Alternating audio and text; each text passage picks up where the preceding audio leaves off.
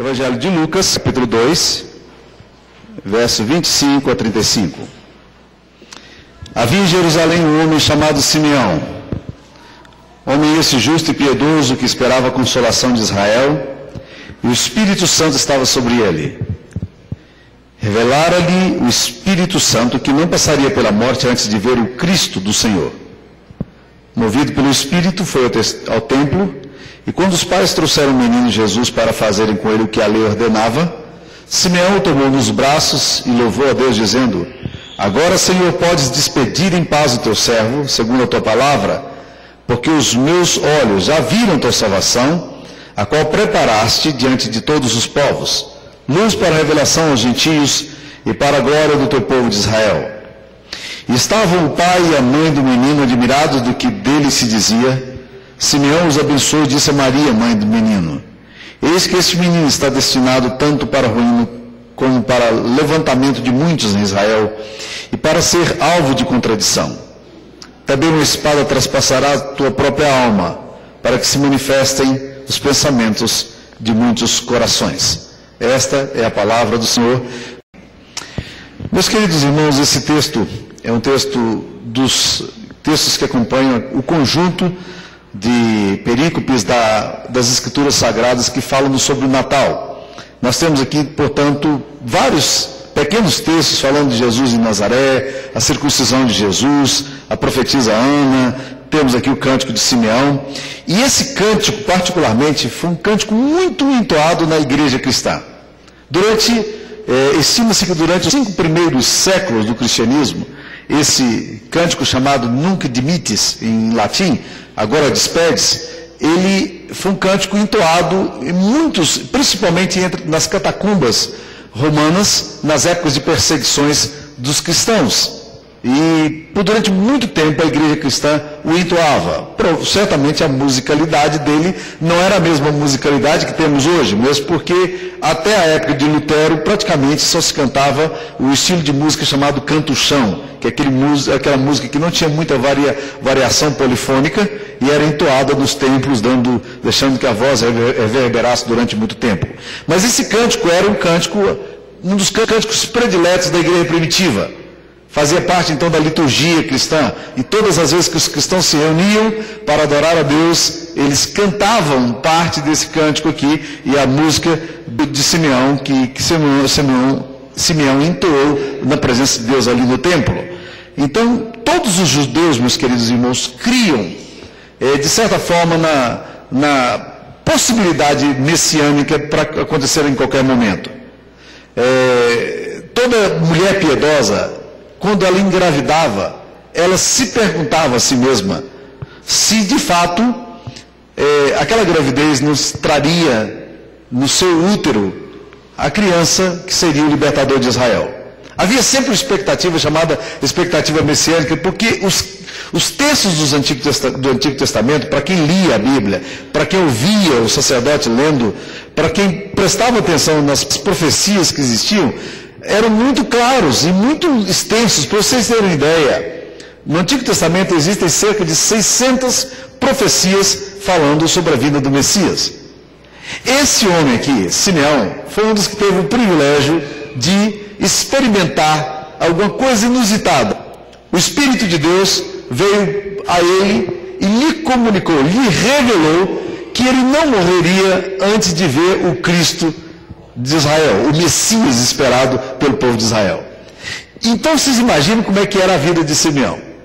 Eu sempre quando leio esse texto aqui, eu imagino que Simeão devia estar bem idoso, porque a palavra de Deus nos diz que quando ele vai agora ao templo, ele abraça essa criança, ele percebe em Jesus, naquela criança que chega, o Messias, e ele começa a glorificar a Deus. Ele é tomado num estado de êxtase, ele começa a levantar essa criança e agradecer a Deus pela vida de Jesus, e dizer: Deus, agora eu estou pronto para morrer.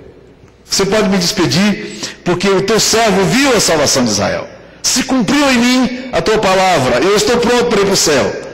Não há muita coisa mais para fazer na terra. Eu estou muito feliz, Deus, por esse privilégio que o Senhor me dá. E na vida de Simeão, meus queridos irmãos, quando leio esse texto, eu penso em algumas coisas. Primeira coisa que me vem à mente quando eu leio esse texto é que só se vive plenamente quando se carrega na alma a expectativa de que algo especial está para acontecer na nossa história pessoal. Nós muitas vezes vivemos muito distanciados da compreensão do fato de que Deus quer agir na nossa história pessoal. Nós muitas vezes vivemos absolutamente como pagãos. Nós achamos que a história de Deus está lá em cima, a nossa história está aqui embaixo, e que de vez em quando alguns raios, alguns rasgos de manifestação de sobrenatural acontecem aqui na nossa história, mas a nossa história não é bem assim. Mas quando você lê a vida de Simeão, você percebe que a vida de Simeão, ela é permeada de uma percepção de que Deus está aqui na minha vida. Deus está agindo na minha história.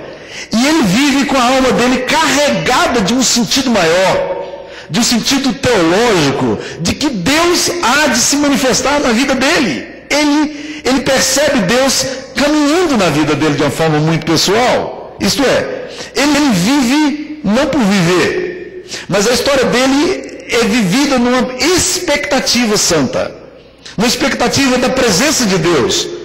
E eu fico pensando, meus irmãos, se nós não deveríamos também viver sempre na expectativa de que Deus tem mais para nos dar, de que há alguma coisa que Deus quer nos comunicar, que vai transcender o nosso viver ordinário. Nem sempre nós estamos conscientes disso aí, mas Simeão era um homem assim. Ele vivia debaixo de uma expectativa celestial, aguardando algo que poderia se cumprir nele. E agora, quando ele se encontra com esse menino, ele é tomado por essa percepção. Ele diz: Deus, agora eu estou pronto para morrer. Nada lhe era mais importante, nem mesmo a vida, porque a vida dele agora é carregada de sentido. E isso me faz pensar bastante na questão do tempo que a gente vive.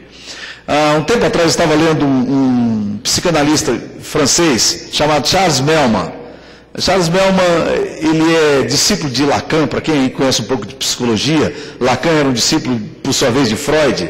E ele é extremamente respeitado. Ele está hoje com 77, 78 anos de idade e é extremamente respeitado no mundo da psicanálise. Ele veio dar um seminário no Rio de Janeiro e então algumas entrevistas foram feitas com eles. E uma das coisas que ele falou que me fez pensar muito na história nossa, na nossa história contemporânea, ele disse o seguinte: vocês já pararam para perceber que os moços de hoje, que a nossa geração, é uma geração que ela quebrou a questão da repressão sexual, por exemplo. Ela acha que pode fazer o que quer, tem sexo com quem quer, namora quem quer, não quer compromisso nenhum, e está vivendo dessa forma. Parece que estava resolvida a questão da repressão, rompido, parece que a questão está resolvida no coração dessa geração. Mas a análise de Charles Melman é de que cada vez os nossos moços estão se sentindo mais livres para fazer o que eles querem fazer, mas cada vez eles estão menos carregados de sentido naquilo que fazem. E hoje eles se encontram deprimidos, não porque eles não podem fazer o que eles querem fazer, mas exatamente por estarem fazendo o que eles querem fazer. Existe uma música que traduz bem. Se você é da geração mais antiga, provavelmente você não deve ter prestado atenção nessa música, mas eu estou certo de que os nossos jovens aqui nessa igreja conhecem muito bem essa música dos Tribalistas, que foi escrito por Arnaldo Antunes, Marisa Monte, Carlinhos Brown. Mas eu só estou dando uma invertida na ordem da música para dar sentido no que eu estou querendo falar aqui. Mas ele diz o seguinte: já sei namorar, já sei chutar a bola, agora só me falta ganhar, não tenho juiz. Interessante. Eu já sei chutar a bola, eu só preciso ganhar, e eu não tenho juiz. Ou seja, não tem nada que controle a minha vida, não tem nada que me julgue, não tem nada que me questione, eu faço o que quero. Depois ele diz assim: eu sou de ninguém, eu sou de todo mundo. Ou seja, eu posso transitar aqui, namorar com um, beijar o outro, ficar com um, não tem problema nenhum. Eu sou de todo mundo e todo mundo é meu também. Essa é a mentalidade dessa geração. Mas depois ele diz assim, essa música diz o seguinte: já sei namorar, já sei beijar de língua, agora só me resta sonhar. Ou seja, o que é interessante nessa música é que fala que aquilo que é essencial nessa geração se perdeu. Eles não têm juízes, eles já sabem chutar a bola, eles já sabem namorar, mas eles perderam a capacidade que Simeão tem